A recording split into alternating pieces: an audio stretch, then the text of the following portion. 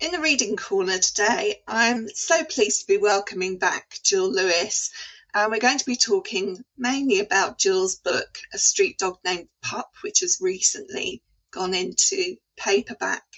It's so lovely to have you back here, Gill. Oh, it's a real pleasure to be back. Thank you for inviting me. Last time we talked, we were talking about birds, feathers, and women's suffrage and bicycles. So it's a very different conversation that we're going to be having today.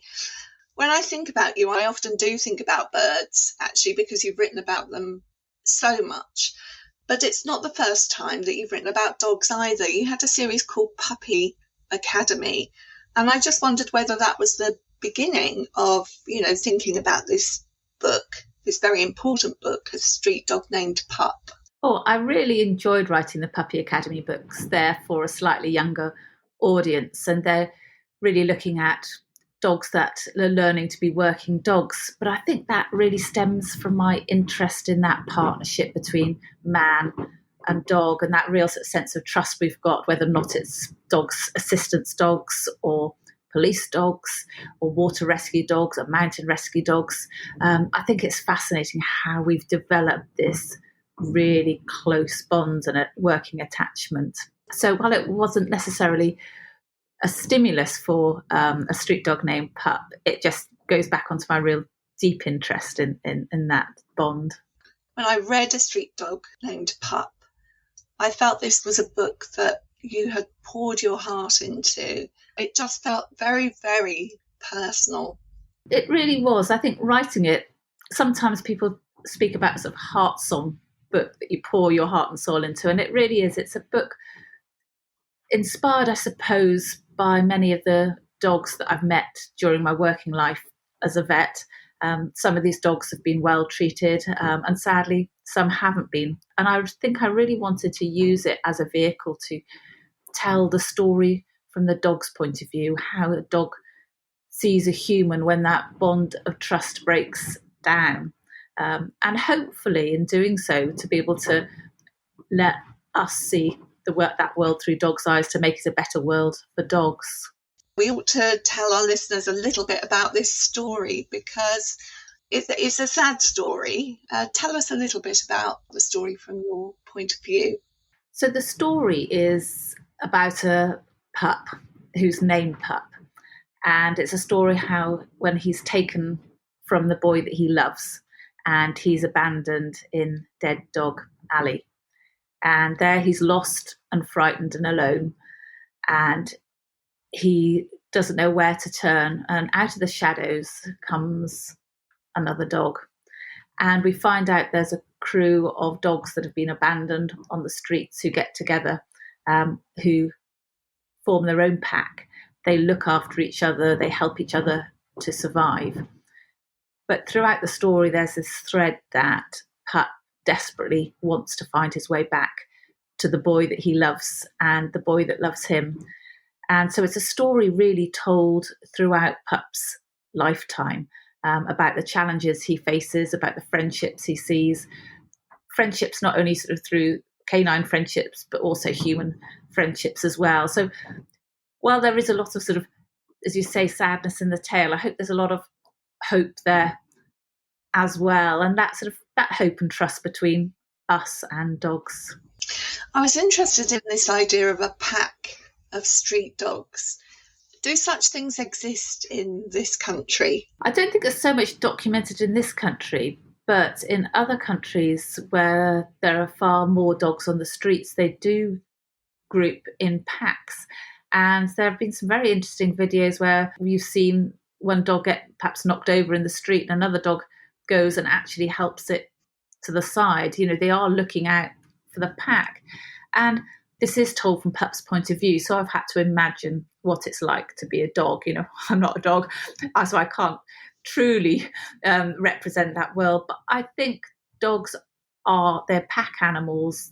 They rely on each other for their survival in the wild. And in that's similar to us as humans. We're very social animals. We rely on each other for survival. So I think many of the emotions that dogs have probably mirror ours. One of the things that I I'm struck by is how dogs of different breeds seem to recognise each other as dogs, but they all look so very different. And your pack is made up of dogs that are like chalk and cheese. They are. They're all very different, and they've all got their very different characters, as I'm sure any dog owners know. The dogs' characters are just as individual as our own characters are. And the pack is run by Lady Fifi, who is this very, very tiny but exceptionally fierce little terrier cross. And I think, as many people know who've got tiny dogs, they often rule the roost with bigger dogs. But she's very brave and loyal, and she's very bright and intelligent, and she knows how to look after them and protect them. And then we've got other dogs in the group. There's Rex, who used to be a fighting dog, and he's very big, very loyal to the other dogs, but has no trust in humans anymore. And then we've got other dogs, a bit like Clown, who's a boxer dog who's just full of life. And as anybody who knows a boxer, they are clowns. They're just bouncy. They just want to have fun constantly. And so he's one of the other characters. So there's a crew of these individuals, very individual, but they all use their different personalities and skills to help each other. But it's that bond of loyalty between them, that they want to protect each other as well. Maybe now would be a good time to hear from fairly early on in the story. Well, I'm going to read a section. Yes, it's probably from just the second chapter. And Pup has been dumped in Dead Dog Alley. And so I'm going to read when Pup meets the dog called Frenchie for the first time. The dog that emerged from the shadows was much smaller than Pup had guessed. He was smaller than Pup, or at least he was shorter. He had a barrel-shaped body, short bandy legs, and a stubby tail. His ears were large and rounded, and he had a face so squashed that he looked like he'd run full speed into a brick wall. He was all white, except for a large patch of black over his right eye. He snuffled and snorted through his nose, and when he breathed, his wide tongue hung so far out he looked like he was gulping air. The dog circled around him. A pup, eh? A big one, though. How old are you? Pup just stared at the dog. The dog's ears were pricked and his stubby tail upright. He didn't look fierce, but he didn't look like he wanted to play either. The dog continued walking around him, inspecting him. Huge puppy paws, but starting to get long, lanky legs, a bit skinny too. 6 months old, are you? Not starting to look cute anymore, I suspect. He pushed his face nearer to Pup. What was it? Chewing everything, yelping all day? Pup backed away and found himself pressed up against the wall. He blinked hard in confusion. What was what? Why did they dump you? Asked the dog. Why did your humans dump you? They haven't dumped me, Pup said. So what are you doing here? Said the dog.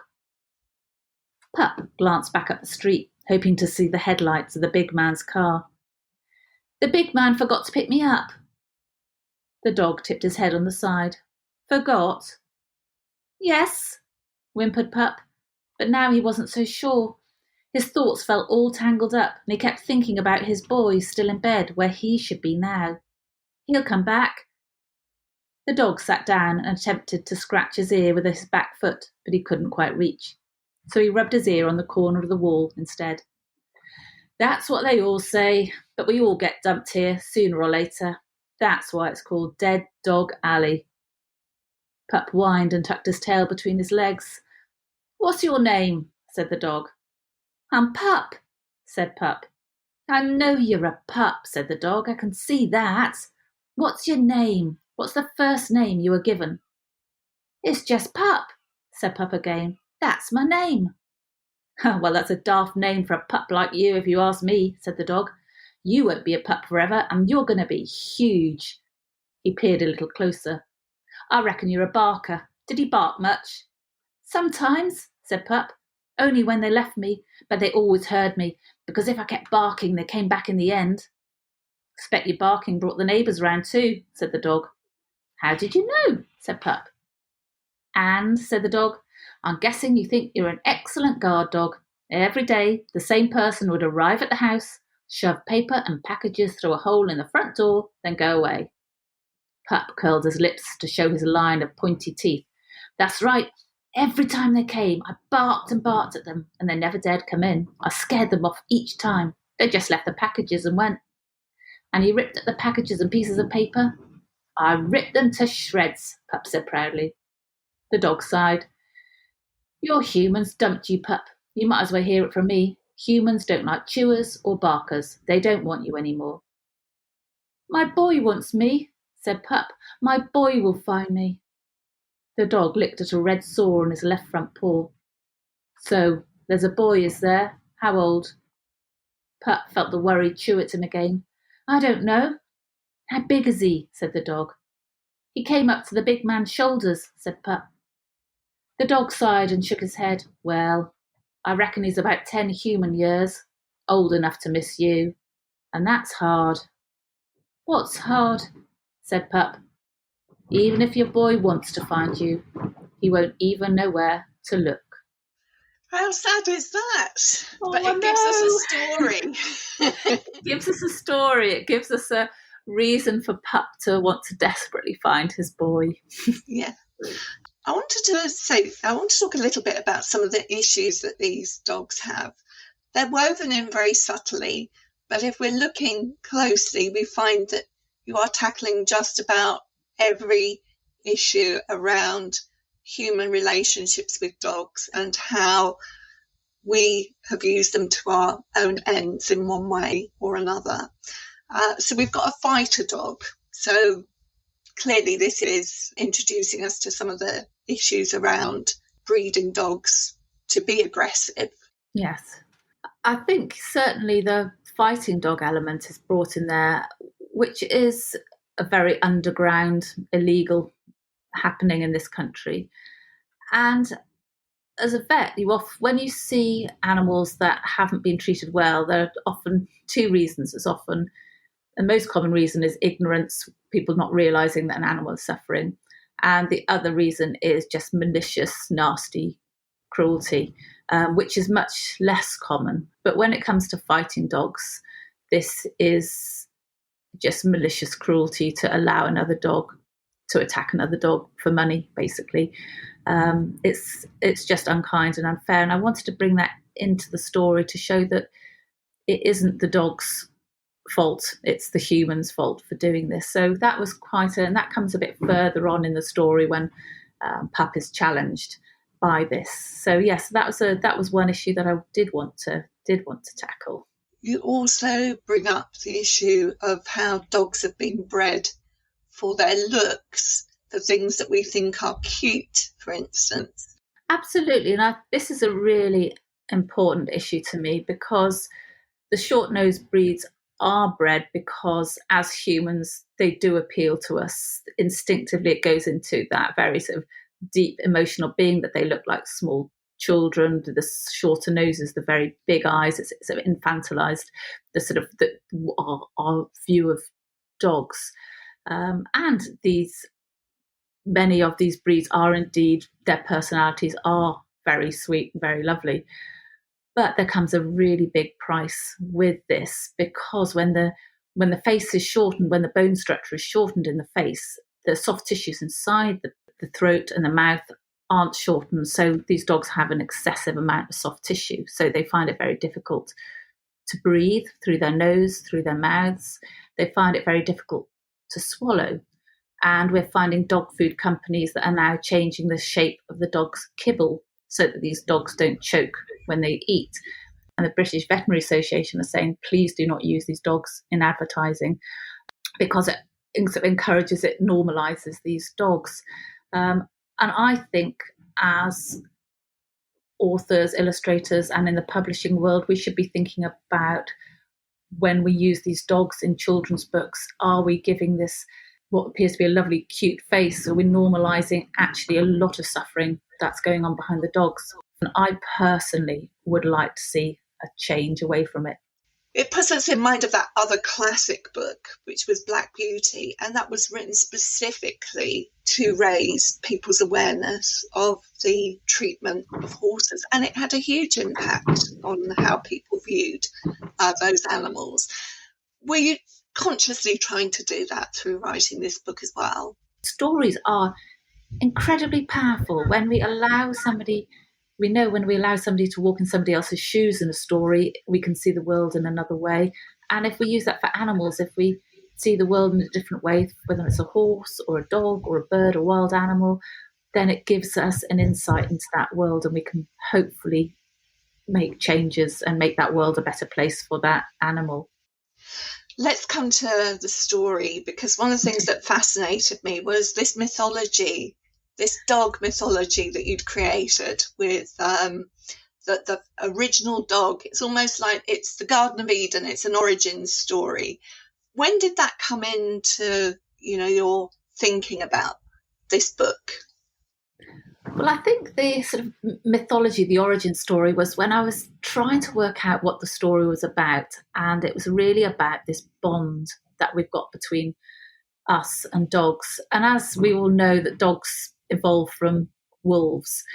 And I was thinking, at what point did they come to live with us? How did that happen? How did they separate from being wolf? And then I thought, well, actually, if the dogs told their story, because this is a dog story after all, how would the dogs tell that story?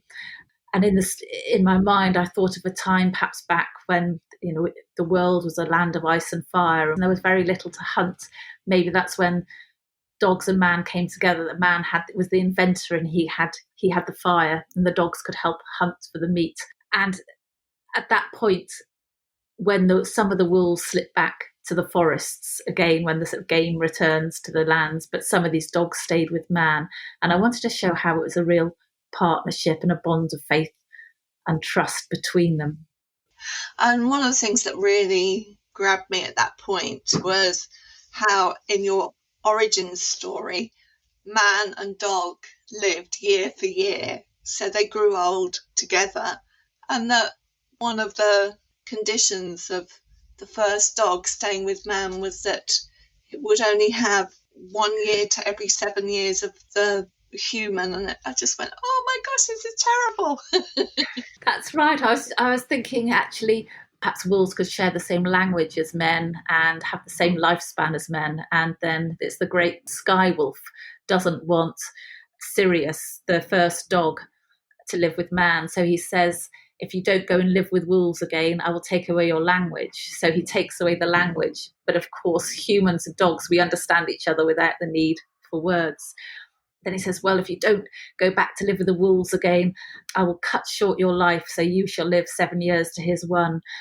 And I think, as many dog owners know, it's just you develop this really strong relationship with the dog. And when a dog lives to 10 or 11 years of age, you just want that relationship to go on longer, and it's heartbreaking. So I wanted to build that up and to show that, and I think I sort of built into this mythology, perhaps if dogs had a religion, I don't know, but actually that Sirius, the first dog, gave his life for that relationship with man. So it's a very strong bond.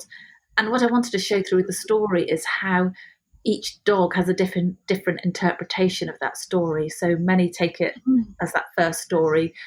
Other dogs say it's just a stupid story. We've got no bond with man. How, it's ridiculous to believe such a mythology. And then some of the other fighting dogs, they perceive the story a different way.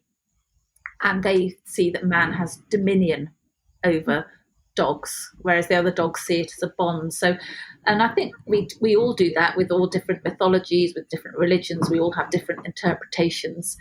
And so I wanted to pull that into the story as well. So the human character, the boy in this story, I mean, he's ever present because Pup is thinking about him, even when he's not on stage, as it were. But you did weave him in periodically. So I wanted to have that connection with the boy, because if Pups remembers his boy, then his boy would remember him. And when I first wrote the story, I think I wrote a little bit at the beginning about his boy and a little bit at the end. And as any writer knows, your editor is just a genius. And my editor, Liz Cross, was saying, well, she wanted to hear more of the boy's voice because she felt actually there's too much of a disconnect between the beginning and the end. If you just hear the boy at the beginning of the story, you needed that kind of emotional tug throughout the story.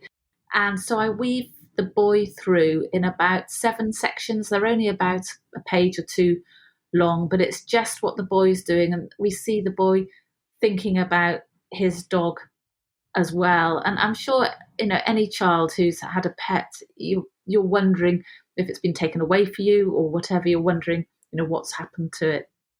And so that's a very important thread. I wonder if we could hear one of those passages where we can hear the boy's thoughts. Yes, so I'll read the first section from the boy. And this is when the boy wakes up to find that his dog's been taken away. His dog Pup usually lies on his bed. And we discovered that the boy is in a very difficult household. He's with his mother, but also with a man who isn't a very kind man. So I'll read this now. The boy wakes to find a cold emptiness beside him. The house is silent. He throws the blanket back and rushes down the stairs, calling for his dog. But when he reaches the kitchen, he just stops and stares. The small red collar that he paid for with his pocket money lies unbuckled on the table. The boy feels an ache deep inside his chest. He already knows that his dog is gone. The big man is sitting, eating breakfast. He turns with a forkful of food and faces the boy. If you've got something to say, say it. The boy says nothing. He knows this man is quick with his words and fists. The boy's mother steps forward. We couldn't keep him, love. She stretches out her hand, but he steps back. He bites his lip and blinks back the hot tears that fill his eyes. The big man turns back to his plate of food. If you haven't got anything to say, then get out of here. The boy hates them. He hates them both. He hates the big man for the man he is and his mother for betraying him. Fear is rising up inside him. Fear of what the big man might do, but a greater fear of losing his dog forever. He stands his ground. He was my dog. The big man stops eating. What did you say? The boy says it louder this time. He was my dog. The big man slams down his knife and fork and heaves himself out of his chair, towering over the boy. He pushes his finger into the boy's chest. He was never your dog. He belonged to me. He was mine to do with what I wanted. The boy backs away, but despite his youth, he knows that you cannot own a dog any more than you can own another person. He knows that when a dog gives you its love, it is a gift to be treasured with all your heart and soul. What a beautiful thought. And it's interesting, you never name the boy, and Pup is just called Pup, so they don't have personalised names as such. And again, I'm just going to ask you if that was always the case. I think that was always the case for the boy, to keep the boy as the boy, because that was how Pup sees the boy, how Pup sees this big man who's very domineering. And to the Pup, his boy is just his boy. I think lots of people will know, obviously know that you write animal stories. They'll know that you are a vet, but they may not know that you're a talented illustrator as well. And you've done the illustrations for this book yourself. And those dogs, they really speak to you with their eyes in particular, hold so much. Did you enjoy doing the illustration? I love doing the illustrations. I mean, I have to say I'm very fortunate that Levi Pinfold did the absolutely wonderful cover on the front. He's one of my favourite artists, so that was a joy to have that. And I did the internal illustrations. But illustrating is part of my creative process. And before I ever start writing, I always have to draw. I have to draw to find my characters, to find my landscapes. I have to storyboard my ideas before I can actually find the words to write them down. And when I go into schools, I quite often talk to children about this, because I think so many children have this fear of the white page. What do I write? Where are the words coming from? And that's that paralysing fear, which I feel when I'm presented with as a blank Word document. But it is a process I love, because it's a slight meditation. And for me, it helps me find the story. Just one final question. It's a lovely, beautiful story, and as we've said, it has lots of social awareness. I mean, not only about the dogs, but about homeless people. There are street people as well as there are street dogs. When you feel so strongly about some of those issues, as Anna Sewell did when she was writing Black Beauty, as a writer, do you think about when you need to hold back so that you're not just playing the violins too loudly? Because I feel you never do that. And I think that is perhaps something you have to keep in check when you feel strongly about an issue. It is, and it's a I suppose it's a a fine wire to walk sometimes. And I don't think you ever quite know if you've managed it or if you haven't. But I think what you hope is that you manage to tell authentic stories that are out there. And I think that's what I try to do. I try to listen to the stories and tell those as they are. And you did talk about the homeless community and how important dogs are for people. And there are many charities and individuals who support that. And there's one charity, Dogs on the Streets, that I'm supporting, and I'm doing a walk to raise money for them. But I think the importance there is that for many people who have felt they've lost trust in many of the humans in their lives, these dogs provide so much companionship, trust, protection. And it's a really important bond that these dogs, as I've tried to convey in the story, that actually they're there, they're there for each other. So how do you tell these stories? It is a difficult balance, and I think as a writer you're always trying to find that balance and hopefully getting it right. Well, you always get it right in my book. So thank you so much for talking to me today, Gill. It's been an absolute pleasure. Oh, thank you, Nikki. It's been really lovely to talk about A Street Dog Named Pup. Thank you. In the Reading Corner is presented by Nikki Gamble and produced by Alison Hughes. If you have enjoyed this podcast, please leave us a review. If you would like to find out about other events and courses, visit justimagine.co.uk. Join us again in the Reading Corner on your favourite podcast platform.